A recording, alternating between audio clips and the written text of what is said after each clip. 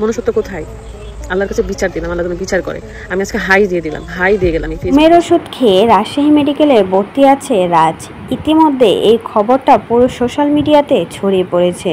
সবাই তো বলাবলি করছে বিথি চলে যাওয়ার কারণেই নাকি রাজ ঘুমের ওষুধ খেয়ে ভর্তি আছে রাজশাহী মেডিকেলে। হঠাৎ করেই কি এমন কারণে বিথির সংসার ভেঙে যাচ্ছে? কী বা কারণ ছিল রাজ বিথির গায়ে হাত তুলেছে? মাঝরাতে তাদের মাঝে অনেক বেশি ঝগড়া হয়, আর ঝগড়া হওয়ার পর বিথি তার ফেসবুক পেজে আবেগঘনই একটা পোস্ট শেয়ার করে, আর সেখানে দেখা গেছে বিথির চোখ কালো হয়ে আছে। রাজ নাকি মাঝরাতে বিথিকে মেরে চোখটা কালো করে ফেলেছে। তাই তো রাজকে ডিভোর্স দেওয়ার সিদ্ধান্ত নিয়েছে বিথি। তার সোশ্যাল হ্যান্ডেলে সেটাই কিন্তু শেয়ার করেছে। একটা স্টোরিতে বলেছে ফারহানা বিথি নাকি রাজকে ডিভোর্স দিয়ে দেবে, এমনটাই কিন্তু তার স্টোরিতে শেয়ার করেছে।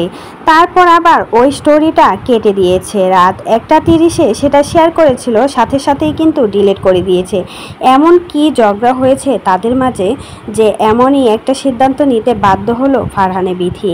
শোনা যাচ্ছে সোশ্যাল মিডিয়াতে ফারহানা বিথিকে নাকি রাজ আগে থেকে মারধর করত।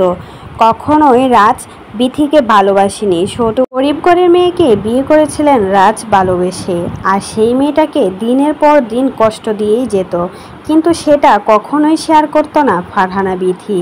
সব কষ্ট নিজের কাছে আগলে রাখতো, কখনোই সোশ্যাল হ্যান্ডেলে তা শেয়ার করতো না। সব সময় তার স্বামীর প্রশংসা বড়িয়ে দিত সোশ্যাল মিডিয়াতে। সবাই তো বলাবলি করতো রাজ আর বিথির জুটি সব থেকে সেরা জুটি। এই জুটিরই এখন বিচ্ছেদ হতে যাচ্ছে, এমনটাই কিন্তু গুঞ্জন শোনা যাচ্ছে সোশ্যাল মিডিয়াতে। আর ইতিমধ্যে বিথি কিন্তু জানিয়ে দিয়েছে রাজকে সে ডিভোর্স দিতে চায়।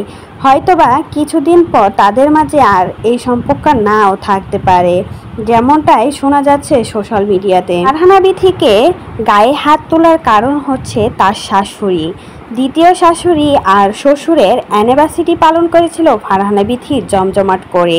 সে ভেবেছিল হয়তোবা ভালোবেসে এই কাজটা করলে সবাই মানুষ আমাকে অনেক ভালো বলবে, আর সে কখনোই জানতো না এই অ্যানিভার্সারি তার কাল হয়ে দাঁড়াবে, তার সংসারটাকে ধ্বংস করে দেবে। শেষমেশ ফারহানা বিথি সংসারটাও ধ্বংস হতে যাচ্ছে এই অ্যানিভার্সারির কারণে। সবাই তো এই কথাই বলাবলি করছে। তো আপনাদের কি মনে হয়, আদৌ কি ফারহানা বিথি তার শাশুড়ির জন্য সংসার বাঁধতে চাচ্ছে নাকি অন্য কিছু? অবশ্যই কিন্তু কমেন্ট বক্সে জানাতে ভুলবেন না।